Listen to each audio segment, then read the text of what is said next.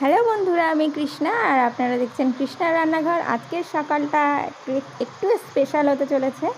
আর আজকের ভিডিওটা শুরু করছি সকাল সকাল, একদম সকালবেলা। আর আজকে বেশ কিছু আইটেম, বেশ কিছু মেনু হবে, ভালো ভালো রেসিপি হবে।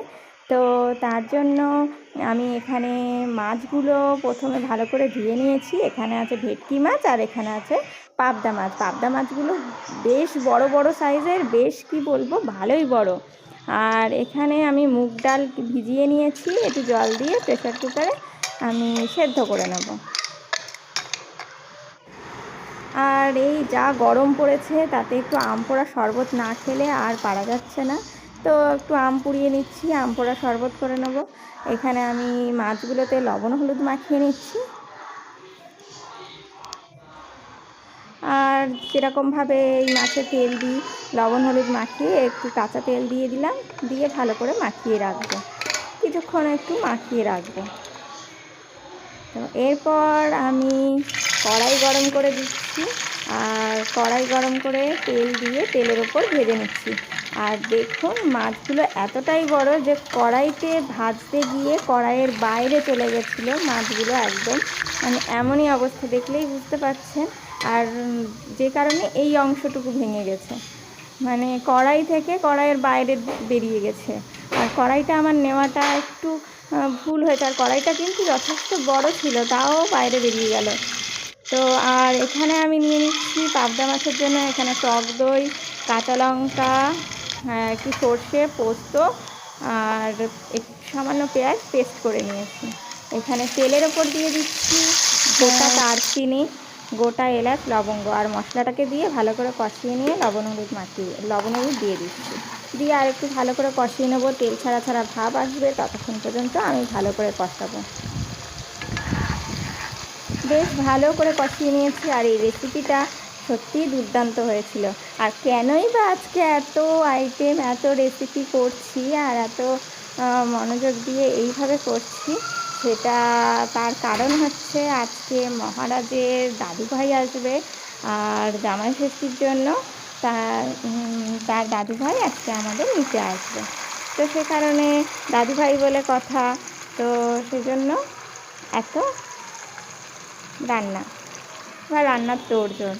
তো যাই হোক, এবার মশলাটা কষানো হয়ে গেছে আর একটু জল দিয়ে ফুটতে দিয়েছি। আর এইটা হচ্ছে কোকোনাট পাউডার। ঘরে কখনো কখনো এরকম হয় যে নারকেল রাখলে বেশি দিন থাকলেই আর খাওয়া হয়ে ওঠে না, তখন খারাপ হয়ে যায়। সেই কারণে ওর বাবা একটা আলটিমেটলি সলিউশন বার করলো যে না এক একবার মাঝে মাঝে এইভাবে কোকোনাট পাউডার নিয়ে আসি। তো বেশ ভালোই, কোকোনাট পাউডারটা আমরা এই ফার্স্ট টাইম ইউজ করছি। তবে কোকোনাট পাউডারটা কিন্তু বেশ ভালো, একদম মনে হবে নারকেলটাকে শুকনো করা। তো এরপর ভাজা মাছ দিয়ে আর একটু ভালো করে কষিয়ে একটু গরম মশলা দিয়ে নামিয়ে নিয়েছি। দেখতে কিন্তু অসাধারণ হয়েছে। আর জানি না আমার ক্যামেরায় একটু ফ্যাকাশে লাগছে কেন, কিন্তু দেখতে অসাধারণ হয়েছিল। আর খেতে তো অসম্ভব সুন্দর, মানে ভীষণই ভালো হয়েছিল। আর এই রেসিপিটা আপনারাও বাড়িতে ট্রাই করবেন, আশা করি খুবই ভালো লাগবে। তো এরপর আমি আর একটা কড়াইতে আমি এখানে তেল গরম করে ভেটকি মাছগুলোকে ভেজে নিচ্ছি। মাছ ভাজতে ভাজতে আমি এখানে মশলাটা করে নিচ্ছি। এখানে পেঁয়াজ, টমেটো, আদা সমস্ত কিছু দিয়ে একটা মশলা বানিয়ে নিচ্ছি, পেস্ট বানিয়ে নিচ্ছি। আর মাছ ভাজা হয়ে গেছে, আর এরপর আলুগুলোকে ভেজে নিচ্ছি। এটা একটু সিম্পলের মধ্যে রাখবো। এখানে দিয়ে দিচ্ছি গোটা জিরে আর দারচিনি আর একটু এলাচ। এরপর আমি মশলাটাকে দিয়ে দিচ্ছি, মশলাটাকে দিয়ে আর একটু ভালো করে কষিয়ে নিচ্ছি। আর লবণ, হলুদ আর সামান্য পরিমাণ লঙ্কার গুঁড়ো দিয়ে একটু ভালো করে কষিয়ে নিচ্ছি। কষানোর ওপর কিন্তু আমাদের ঝোল বা তরকারির স্বাদটা অনেকটা নির্ভর করে। তো এরপর আমি দিয়ে দিচ্ছি ভেজে রাখা আলু দিয়েও একইভাবে আমি আর একটু ভালো করে কষিয়ে নেব। ভালোভাবে কষে আসলে দেখবেন এইভাবে তেলটা ছেড়ে ছেড়ে আসছে, আর তখনই দিয়ে দেবো জলটা দিয়ে আর একটু ভালো করে আর একটু ফুটিয়ে নেব। পরিমাণ মতন জল দিয়েছি, ফুটে উঠেছে। আর আমি দিয়ে দিচ্ছি ভেজে রাখা মাছ। ভেজে রাখা মাছগুলোকে এবার দিয়ে দিয়েছি। আর মাছ দেওয়ার পর ভালোভাবে আরেকটু আমি ফুটিয়ে নিচ্ছি।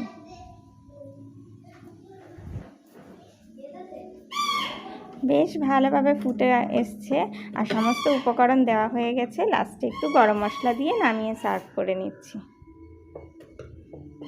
এরপর রয়েছে এখানে মুগ ডাল সেদ্ধ করা। মুগ ডালটাকে দেখুন এইভাবে আমি আরেকটু ভালো করে পিষে নিচ্ছি, যাতে ডালগুলো গোটা গোটা না থাকে। তো এরপর মুগ ডাল, ভেজ মুগ ডাল হবে, তার জন্য আমি এখানে বিনস, গাজর, মিষ্টি আলু, টমেটো সমস্ত কিছু ভেজে মুগ সেদ্ধ করে রাখা মুগ ডালটাকে তার মধ্যে দিয়ে একটু নেড়ে চেড়ে নিয়ে তারপরে জলটা দেব। তো এইভাবে ভেজ মুগ ডাল করলে গরম হোক বা শীত হোক, যে কোনো ওয়েদারে যে কোনো সময় দারুণ লাগে খেতে। এরপর একটু আদা আর কাঁচা লঙ্কা দিয়ে আর একটু ভালো করে কষিয়ে জল দিয়ে ভালো করে আমি ডালটাকে করে নিলাম। তো এদিকে ডালও আমার মোটামুটি হয়ে গেছে। তো আর বাকি রইল এখানে আমি এঁচোড়টাও করে নিয়েছি। এঁচোড়টাও আর রেসিপিটা দেখালাম না, কারণ তাহলে অনেক বড় হয়ে যাবে, লং হয়ে যাবে ভিডিওটা। আর এখানে দিয়ে দিয়েছি পুঁই শাক। পুঁই শাক করা হয়ে গেছে, খাওয়া দাওয়া সমস্ত কিছু হয়ে গেছে। আর মহারাজের যাওয়ার জন্য, মহারাজের কোথাও যাওয়ার কথা হলেই মহারাজ আগেই সমস্ত কিছু গুছাবে, ট্রলিটা ধরে টেনে টেনে বার করছে। আর ওর দাদুভাই এসে ওকে এরপর নিয়ে যাচ্ছে। তো আমরাও বেরিয়ে পড়লাম। আর বাকি যে ভিডিওটা, যেটা জামাই ষষ্ঠীর স্পেশাল ভিডিও, সেটা আমি আমার নেক্সট ভিডিওতে দেখাবো। আর এই ভিডিওটা কেমন লাগলো অবশ্যই কমেন্ট করবেন, কমেন্ট করে জানাবেন। আর আমার চ্যানেলটিকে সাবস্ক্রাইব করতে ভুলবেন না। দেখা হবে আরেকটি নতুন রেসিপিতে। ততক্ষণ পর্যন্ত ভালো থাকবেন, সুস্থ থাকবেন। ধন্যবাদ।